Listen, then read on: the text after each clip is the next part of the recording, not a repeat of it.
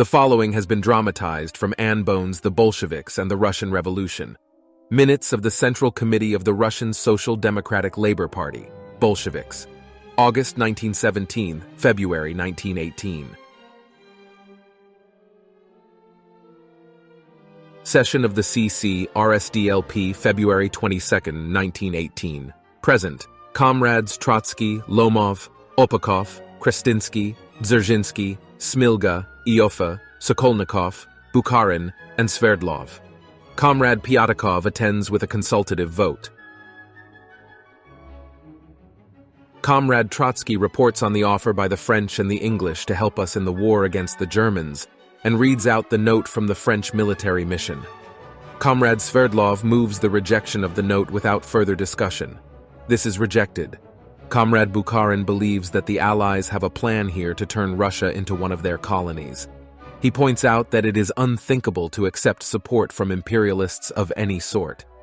Comrade Iofa considers that from the point of view of the struggle for peace, we must not put ourselves at the mercy of the German imperialists, and to this end resistance to the Germans is important. But there is no point in taking this to extremes. If we were to declare a holy war, then it would even be necessary to reject the support of the Russian officers and capitalists.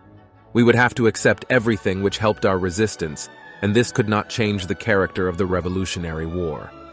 Comrade Lomov, or Opakov, objects that we will get no help in practice and that support from the imperialists is unacceptable. Comrade Krestinsky considers that the proposal must be rejected, but we must take advantage of French and English help in each particular case. Comrade Bubnov proposes closing the debate. It is rejected. Comrade Trotsky asserts that Bukharin's arguments do not stand up to criticism. The state is forced to do what the party would not do. Of course, the imperialists want to take advantage of us, and if we are weak, they will do so. If we are strong, we will not allow it. If we wage a revolutionary war, we must accept support from France and England. Comrade Dzerzhinsky declares that he is against a peace being signed, but very positively against Bukharin's point of view. Comrade Sverdlov looks at the matter from the angles of principle and expediency. From the first point of view, there are no objections to accepting the proposal. But from the second point of view, it is inadvisable to accept support from the English and French because they are already discredited in the eyes of the broad masses of Russia. Comrade Smilga considers that if something can be taken, it should be taken. But he agrees with Comrade Sverdlov that it is not advisable to give the French and English any privileges whatsoever. Comrade Bukharin defends his view that it is inadmissible to use imperialist support. Comrade Sokolnikov demonstrates that all Comrade Bukharin's arguments are arguments against a revolutionary war. Help received from imperialists does not commit us to anything. One must always bear in mind the political consequences. The issue must be decided according to each individual case, accepting one, rejecting the other. Comrade Uritsky believes that once we had taken power, we forgot about the world revolution. This proposal envisages a long defensive war, and we aim at influencing the German proletariat very quickly. That is why the proposal is unacceptable. Comrade Bubnov, the general proposition that once we defend ourselves, we have to take everything we can to help is correct. The time and circumstances must be taken into account. You will not get guns without instructors. Aid is offered in their own interests. Here we have a direct plan to use us in their own interests. It will get us into a position where out-internationalism goes to pot. Comrade Trotsky.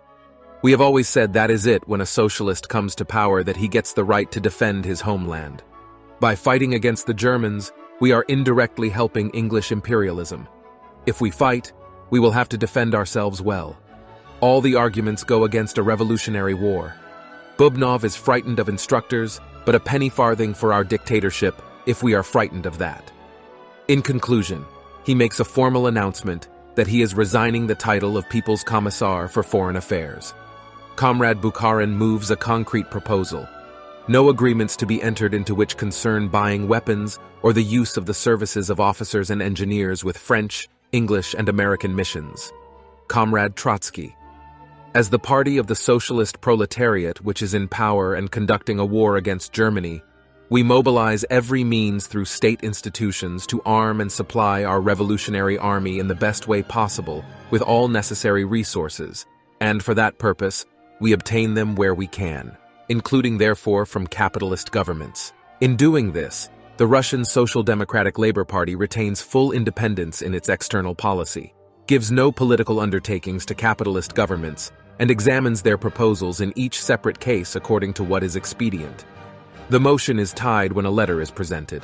To the CCRSDLP, please add in my vote in favor of taking potatoes and weapons from the Anglo-French imperialist robbers. Lenin. Trotsky's motion is approved, for 6 votes against 5. Bukharin presents a letter of his own. To the CCRSDLP. Dear comrades, I declare herewith that I am leaving the CC and resigning the post of editor of Pravda. N. Bukharin.